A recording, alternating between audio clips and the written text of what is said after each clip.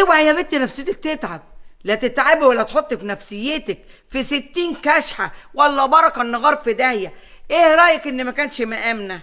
انا كنت عصر على نفسي ليمونه من جوه ومش راضيه اتكلم. ولا بركه يا اختي، ده انا بكره اجوزك سيد سيده. اتحرق مين يا ام اتحرق؟ يا صفرا يا بنت الصفرا، يا حكوده يا بنت الحكوده، يا مأمله يا بنت المأمله.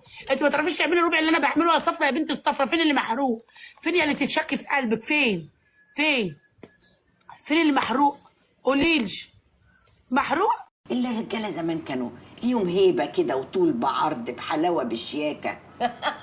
فكرتيني يا لميا، كنت دايما تحبي الرجاله الطوال العراض اللي ليهم شنب زي رشدي اباظه واحمد مظهر. طبعا، امال ايه؟ انما انت بقى ما كانش ليكي في الشنبات، تحبي الهزار والضحك، احمد رمزي، حسن يوسف.